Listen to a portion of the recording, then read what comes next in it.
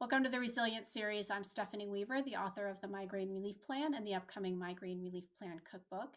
And for that project, I'm interviewing a variety of people on the topic of resilience. My guest today is Maddy Dychtwald. Maddy is an award-winning author of multiple books, a Wall Street Journal blogger, and the co-founder of Age Wave. She's a nationally recognized thought leader on aging, longevity, and resilience, and was recently named by Forbes as one of the top 50 female futurists globally. Welcome, Maddy. So glad to have you today. So you've run a number of studies in the aging space, looking at women, finances, and retirement. When did you start becoming aware of the topic of resilience? Oh my gosh. Well, I've been aware of it for a really long time.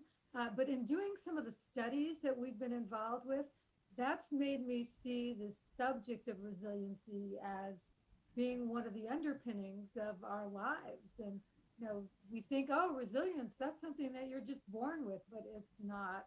I mean, it's something that you develop, and it's bigger, it's both wider and deeper than we think it is. It's not just about, oh, eat the right diet, which is important, exercise, which of course is important, because well beyond those basics. It's kind of a stone soup of different elements that all add to our lives and can really help us build that muscle of resiliency. Great. So tell us about your book project. You're writing about resilience and researching it right now. Why do you think people are will be especially interested? Well, let me put this into a couple of different contexts. First of all, I'm really focused on aging and longevity. That's been my sweet spot for more than 30 years. I'm fascinated with it both personally and professionally. And it's been sort of my North Star that I follow. And in following it, I've really focused in on resilience. So that's one thing to keep in mind. Second, as part of one of the co-founders of AgeWave, we've been doing studies on aging, longevity, retirement, the boomers for more than 35 years. So we've dug deep into this. And one of the great things that has happened to us is that this past year in 2020, which was a year that required a lot of resilience, uh, we actually did a study in partnership with Edward Jones on the four pillars of the new retirement. And one of the things that we learned in it is that as people got older in the study, Americans told us that, well, older Americans told us that they were far more resilient and coping better during 2020 and the pandemic than younger adults. In fact, Gen Z were doing the worst. So it really just reinforced this idea that resiliency and is a muscle and we can build it. It's about flexibility and it's about having things happen to you that are not so great and coming back from it, bouncing back effectively. So this is like a skill that we can develop and refine and improve over time. And to me, that's super exciting. So my book. So I kind of went off track there a little bit, but back to my book. So for a long time, I've been really fascinated with the idea of ageless aging. So, what does that even mean? I mean, a lot of people are using that term these days. For me, it's like, do I want to be defined by a chronologic number and a number that overall our society, as you get older, they think, oh no, you're not as good as you were when you were 30. Well, I'm 70 and I feel like I'm just hitting my stride. And a lot of that has to do with overcoming obstacles in my way and becoming more resilient. And I had an experience a couple of years ago that made me say to myself, yes, I want to write this book, and the underpinning of this book is resilience. So let me tell you what happened. For I'm an exercise crazy. I love exercise. I know that it's not a natural thing for people to necessarily love it, but it's been my antidote to all the stress in my life. And one of the things that happened to me over time is that I started losing my resilience in my hips. Uh, First one hip, then the other hip. I still exercise. I got all kinds of, I got PRP treatments. I did everything that you could do. And then finally, my doctor said to me, okay, you need to get an MRI.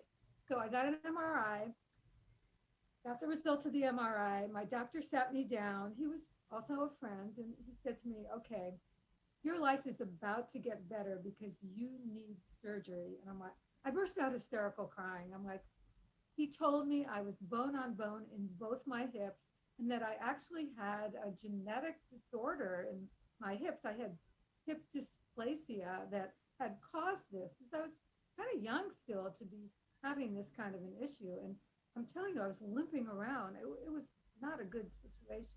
So I agreed, yeah, okay, I have to have surgery. And I, in fact, determined that I was going to do both my hips at one time. But in order to prepare for that, I went to my doctor and I said, what should I be doing beforehand to prepare? And he said, oh, nothing. Just, do your normal thing. And I did some homework and I realized he was wrong, that I needed to be doing things. So what did I do? I built my physical resilience. And how did I do that? I did it in several ways. For one thing, I continued my exercise even through pain. For another thing, I completely transformed my diet. Stopped eating gluten. By the way, I was eating a healthy diet already. Haven't eaten meat in more than 30 years, but I stopped all gluten, stopped all dairy, and really cut down on sugar. My one exception was wine. And what was the reasons for you doing that? Uh, I did some research, and in my research, I saw that there was this thing they call an anti-inflammatory diet, and that those were the three ingredients: no gluten, no sugar, no dairy, and that in fact that it could solve a lot of your inflammatory problems. So chronic disease is inflammatory body response, but so is like hip pain, arthritis. Arthritis is an inflammatory disease, and so with okay, bottom line, within literally 6 weeks, all my pain went away. I was still bone on bone, but all my pain went away. And I did have the surgery because I was bone on bone. But in my recovery, I had both hips at one time. My doctor told me in 2 or 3 weeks you'll be up and walking. I was up walking without any assistance, without any like canes or anything within 2 days. And I give full and total credit to both the anti inflammatory diet, meditation, and continuing to do some exercise throughout the process.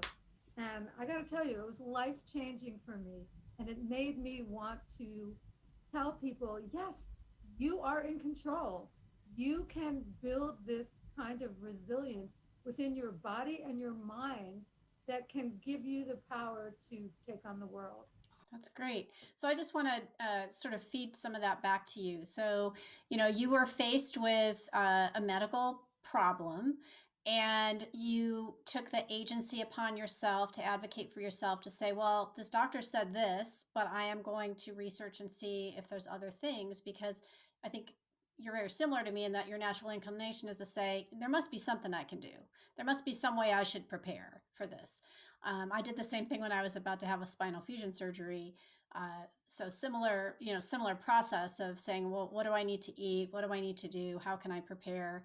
And so there's that agency involved in it. And then doing that research, making decisions that felt right for you and your body. And certainly my plan and my recipes are anti-inflammatory for this very reason, because of inflammation is a problem for migraine, but many other diseases and illnesses, and just feeling good in your body as a general rule. And then you did go ahead and make the decision that was still right for you medically to have the surgery, but you had a much better response because of that. So I heard a lot of agency in there as well as resilience, and I think that's a really important thing to. Is a good word. I think of it as taking control, and I Mm-hmm. think as women, um, that's an important ingredient in resilience. That agency and resilience are so hand in hand. That's great. So so we kind of talked about it a little bit, but do you have a definition for resilience that you're developing? Yeah, I do. I think that it's really interesting. First of all, I think resilience, as I said earlier, is a muscle, and that it can be developed and it can be adapted and it can be changed, and you can grow it. And that's good news.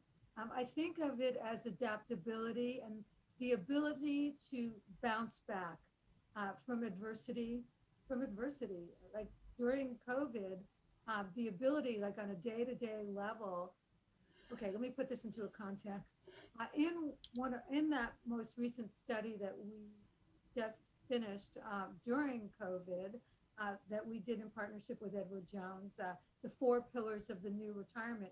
One of the things that we saw was that mental health was far better in older adults than in younger adults, particularly Gen Z. They were really suffering because they didn't have the skills to develop their own resilience yet. Whereas older adults, they had come back from bad things happening of all kinds, and they knew that this was just one of many things that they would have to bounce back from, and they did. So, yeah, I think it's the ability to bounce back. Great. And so how would you describe your own resiliency journey, and or what are some self-care resilience strategies that you find most helpful? You mentioned a couple, but why don't you kind of summarize for us? Yeah. When my kids were little, I used to tell my daughter that beauty was something that was from the inside out, and that if you were beautiful on the inside, it reflected out. And I think the same thing with resilience. I don't think it's just about that diet and exercise, although those are two important ingredients in the recipe that you give for resilience. But I think that there are some other things, and I think of it as a kind of stone soup, kind of put in all the ingredients and see what works for you kind of thing. So I think that there's basically five ingredients. There's that diet and exercise, which is the physical. There's also the mental, the ability to have a positive attitude. I know that may sound trite and like, oh, just have a positive attitude. But if you can have an optimistic perspective, studies show that that makes a huge difference in developing your own resilience. So there's also these cognitive skills that you can develop that are really important, and do a little research. Anybody can do the research on Google and come up with some of those cognitive skills. Third, I think that, again, not to sound trite, but there's this spiritual element. There's this, maybe it's some spirit out there that you believe in, or maybe it's just practicing gratitude. Maybe it's meditation. I mean, everyone's been saying all year long, in particular, that meditation can really help balance you out in tough times, and I think that that's really true. Um, so I think that there's one other thing that I haven't mentioned, and that is financial resilience, and particularly true for women. The idea of having a strong financial base underpinnings that can hold you in good times and bad. I mean, we've seen what's happened to a lot of people this year financially, yet other people who had a little bit of a financial set of skills that provided them with that resilience knew how to make the most financially of this year. And I think that is an important skill, particularly for women. So That's great. So I just wanted to respond to a couple of things. The last thing, I think, one of the things that I've found is that I just have to be able to pivot a lot. When I was diagnosed with chronic fatigue syndrome and fibromyalgia about 20 years ago, and then found out I had to have this back surgery, I wasn't sure if I was ever going to be able to work again, to do the kind of job that I'd had. I didn't know if I was ever going to be able to fly or give presentations or anything. So I had to really rethink what would it mean for me to be in the world and to work. And this year, or last year, I'm a speaking coach for live engagements, and so everything was canceled in March. And so within a week, I said we need to put a page up on my website that talks about virtual conferences, because I'm not going to have any income if I can't, locate people who are doing that. And so there is something about that process of whatever your work is, whatever kind of business you're in. and it was a tough year. I'm not saying we definitely like I wasn't buying flowers every week at Trader Joe's. I mean, it was we had to really watch our pennies and our spending, but we made it through. And I think part of that is that ability to pivot and to be flexible and say, well, what else can I do with this skill set? I've talked to a lot of people with chronic illness who have to quit their jobs and then they figure out ways to become full-time advocates or things like that as well. And then the other thing you were talking about the cognitive piece. Would one example of that be like recognizing when you're catastrophizing? Would that be something? Oh, Um, without a doubt. I think that doing those kinds of assessments on yourself, self assessment, is really important. Not that easy to do, by the way, when we're in the middle of catastrophe. I mean, this was a right, year to do that, right? right, This past year, yeah, 2020. But I think if you can stop yourself in your tracks and recognize what you're doing to yourself, most of all, and then to those around you as well, that I don't know, for me, in my own personal life, what I find is that I gain my strength by being strong for other people.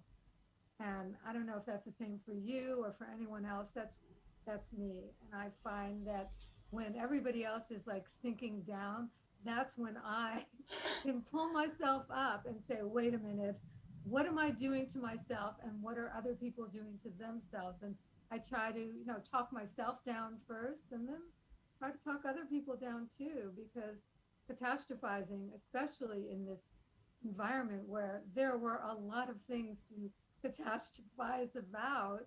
Um, yeah, it's been difficult. I know one of the things I had to do was really moderate how much news I was consuming last year, and hearing stories day after day after day about COVID outbreaks that weren't in my city sometimes wasn't helpful to me because it's like, well, I don't need to be terrified to go to the grocery store because that's I'm reading about South Dakota. So I think there's that is that sort of mental discipline of saying what information is really helpful to me. For me, I spent a lot of time last year just trying to stay in the present moment and saying what's in my control, what's in my control right now, and just focusing on that. And usually there wasn't much that was in my control except like taking care of myself, taking care of my husband, making sure I was getting my walks in, eating healthful food most of the time, moderating how much news I was watching.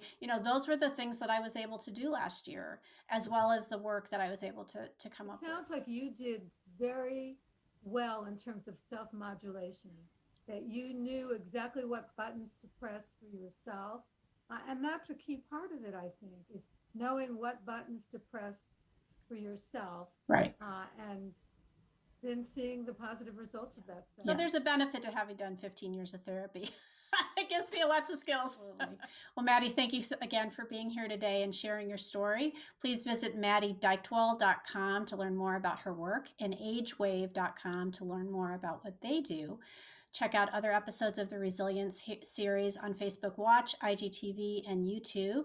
And you can follow me on social media at SWeaverMPH to learn more about my upcoming book, The Migraine Relief Plan Cookbook, which is due out in spring 2022 from Surrey Books.